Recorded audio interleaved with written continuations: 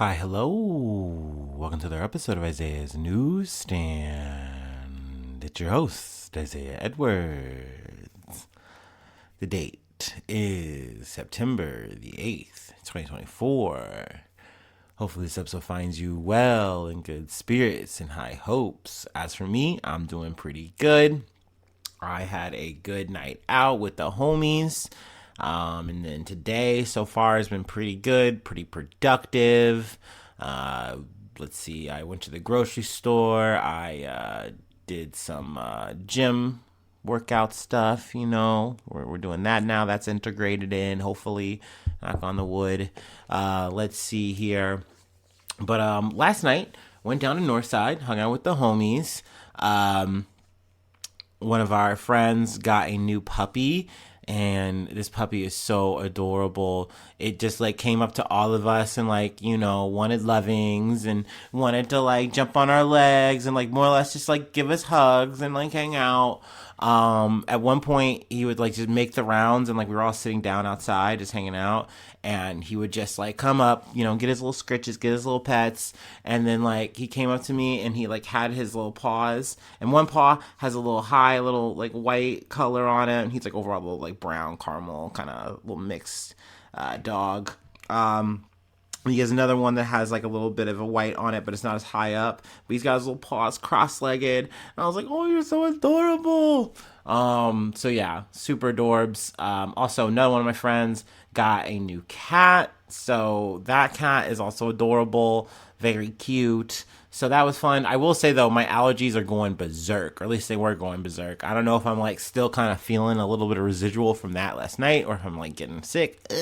But it's worth it. It's fun to be a little pet uncle. It's definitely cool.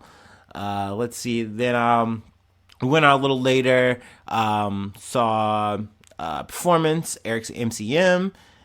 Super cool seeing him now. I've actually seen him a few times. Definitely a fun time. Always like seeing him, hanging out after as well. It's really cool. Definitely dope, dude.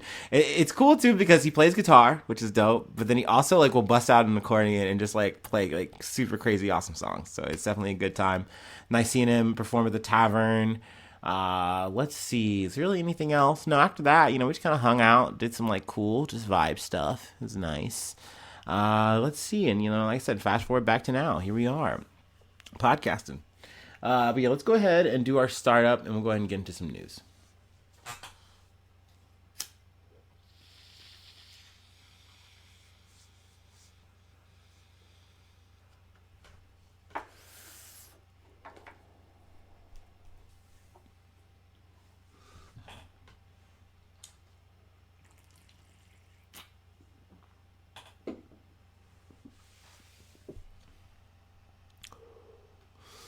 All right.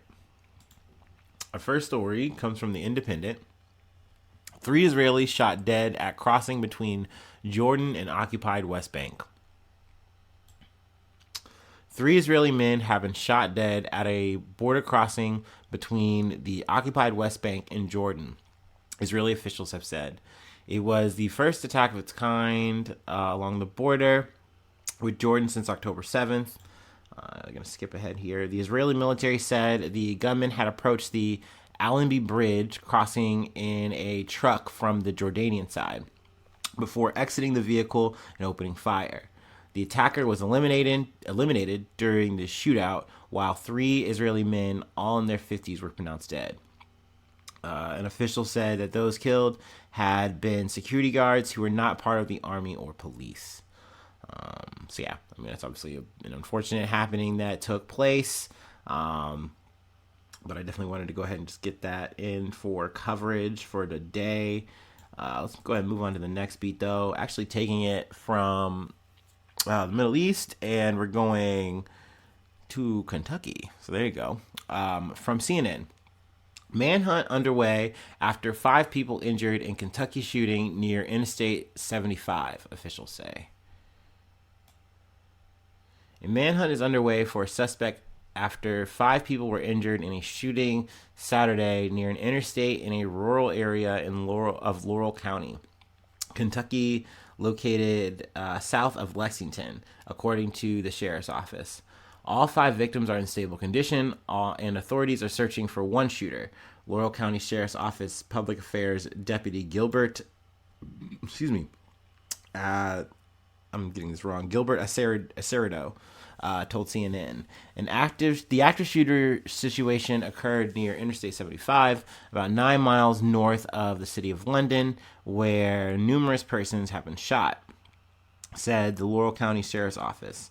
Responding deputies later discovered 9 vehicles had been shot into on both north and southbound lanes of the interstate, the sheriff's office said. All 5 people injured had sustained gunshot injuries.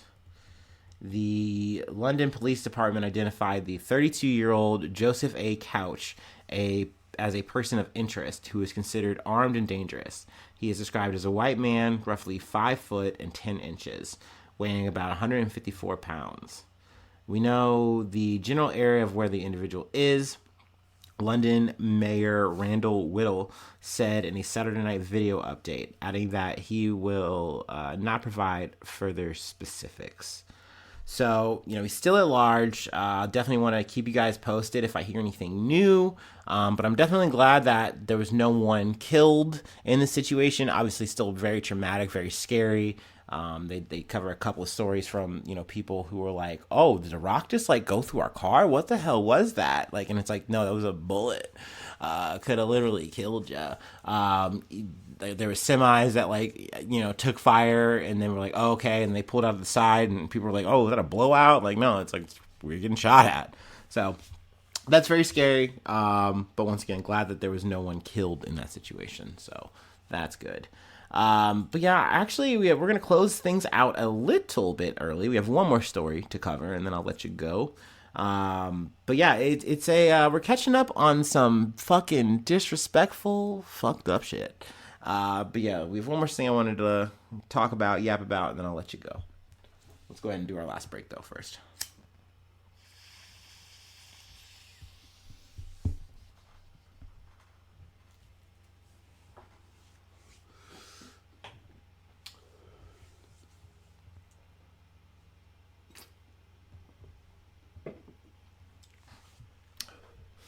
All right. Last story comes from IGN.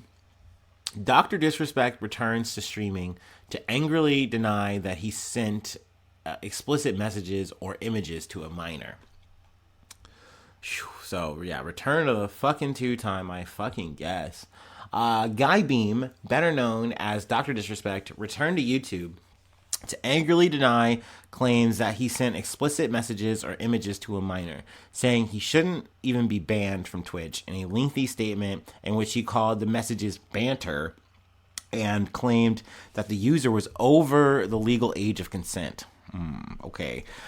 Beam was visibly agitated as he responded to the claims that he sent inappropriate messages via the platform's whisper function, taking aim at the media who reported on the accusations and claiming that it was a coordinated campaign against him.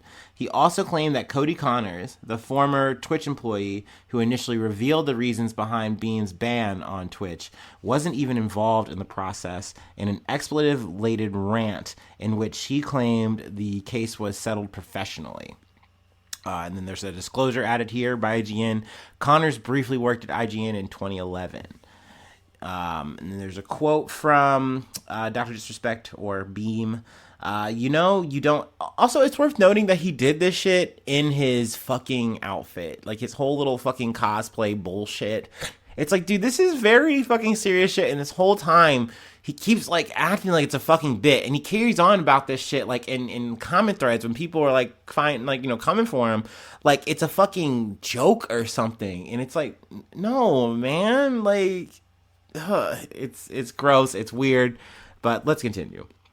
This is a quote from Beam. Yeah, you don't know shit, and it's obvious from your tweet, and it was obvious from your tweet. You don't have any firsthand knowledge about my dispute with Twitch. You said that I got banned from Twitch because I was sexting a minor through whisper messages. Do you even know what the legal definition of sexting is? Which is ew, gag, bro. You do not want to start talking about what is the definition of sexting. You're already not in good spaces, good territory here. I do, and yeah, I use Twitch's Whispers, but I wasn't sexting anyone. Also, it's worth noting that, like, after this shit fucking happened, that Whispers got fucking shut down. So, obviously, Twitch realized that, oh, yeah, we should have never had this fucking function on the app. It's a very terrible ass thing, because you literally are able to send messages to someone, like a direct message, but it's just very odd that they, one, called them Whispers for that matter, and two, they were, like, anytime I was getting Whispers on Twitch, they would be like DMs that were obviously like scams, being like, DM me for blah, blah, blah, blah, blah. And it's like, what? Or being like just a random language or whatever. And it's like, oh no, I'm not clicking this. I'm just deleting this. But I guess some people were using this for potentially nefarious things. But we'll get into what exactly, Dr. Disrespect or Guy Beam kind of feels like what was going on here. We more or less talked about it. I guess I kind of wanted to reiterate it from the statement that he deleted, but we're not there yet. He went on to deny that he met up with the individual he messaged at TwitchCon. Let's set the record straight. I never intended to meet this user ever. We never made plans to meet at TwitchCon or anywhere else. And in fact, we never met in person. Okay. All right. Sure. We'll never know. We'll never see the fucking messages. So it's really convenient what you get to say here and say, oh, this is 100% fact. Beam's messages came amid his first stream since June, which took place on YouTube and was titled The Truth. Also, it's worth noting that he's demonetized on YouTube. He's going to try to reapply to get monetized again, but I highly doubt he gets it. But he was responding to claims that he had been banned from Twitch because he sent explicit messages to a minor via Whispers in 2020. A former Twitch employee told Rolling Stone in June there was no confusion. Messages sent after this was acknowledged were no less graphic and in sexually explicit nature than before. And I think more than the categorization of leaning too much in the direction of being inappropriate might indicate. So essentially, he's like, nah, dude, these are some bad messages. Like, someone needed to step in and do something about this shit. And that's why Twitch stepped in, you know? You can say that, oh, well, there's no claims, like, there was no legal charges filed or whatever. But, like, at the end of the day, things were inappropriate. Like, I feel like that's a word that gets bandied about here. And even we'll go into his response and then the thing that he took out, his statement. But in a statement originally posted to X/Twitter after the initial accusations, Beam acknowledged that the messages occurred, but said, "I'm not perfect, but I'm not Predator, and that I imagine I'm not a predator, and that nothing illegal happened." It followed his ousting from Midnight Society, the studio that he helped co-found, which happened soon after Connors came forward on X/Twitter. The statement was subsequently deleted, and this is the original statement. I'm not reading the whole statement. It's very fucking long. It's not hard to find, though, if you do want to Google it. But I wanted to key in on this highlighted portion that I have here, because I feel like from here is what he tries to get to the heart of is like the problem, and then he, from the rest of the statement, tries to sugarcoat as like, I did not do anything wrong. Were there Twitch Whisper messages with an individual minor? He notes that this person was a minor in this statement. He then goes on to change it like, oh, they're not a minor. It's like, dog, what are you doing? You're now rewriting what you even fucking said. With an individual minor back in 2017, the answer is yes. Were there real intention behind these messages? The answer is absolutely not. I also want to add a caveat here, just because I'm a person in the know in this situation, because I'm in the scene. I do watch a lot of Twitch. He had an affair at a TwitchCon previously, and that became a whole fucking thing. And he had to take a whole ass fucking vacation there. This guy's a guy who has a wife and kid, and yeah, like this guy got caught in 4K about it. And I don't know the ages on the person that he was chilling with and having this whole fucking situation, but that's, I guess, neither here nor there. Technically, you can't say, oh, well, that implicates you in this, you're dead ass. But it's like, to sit here and say like, oh, there's no way in hell I would have been caught at TwitchCon with this person. Who can say that, man? Like, I don't think anyone can really believe you with confidence. Sorry. These were casual, mutual conversations that sometimes lean too much in the direction of being inappropriate, but nothing more. No, send this man to the gulag. No, not even Tomato Town. I'm not playing with you, bro. It's Jover for you. No, you're cooked. Like, it's crazy that he's trying to come back and rewrite the things that he has officially even said he's done. It's like, dude, no, there's no way to say, oh, well, I didn't do X, Y, and Z, dog. Like, no, you already did a fucked up thing at the start. Why were you talking with a minor on a private chat like thing like this? Like, that doesn't make any fucking sense. It doesn't add up. That's very disturbing. It's very fucking uncomfortable. So obviously, I'll leave the rest of this article for you to read, of course, if you want to dig in yourself. But I did want to do a little bit of an update since he came back and said, "Hey, I'm coming back. You're not rid of me. I said I was gonna come back." And it's like, okay, man, but you probably should stay gone. And it's crazy that you keep trying to fight literally the shit that you said. Like, you already come out and said that you did this fucked up shit, dog. Like, at least to some extent. And you're now even trying to rewrite back and scale that shit back. And it's like, nah, man. Nah, dude. So, yeah. That's where we're at with it now. So I figured, like I said, that's a little bit of an update. But we'll go ahead and leave it there. I know it's a little bit of a shorter episode, but we did go a little bit longer on the whole Dr. Disrespect thing. So there we go. There's that. Don't want to do any shilling. It's Sunday. So thanks so much for tuning in. Thanks so much for being a friend. And hopefully I see you soon for some more good news. I love ya. Bye-bye. Mwah.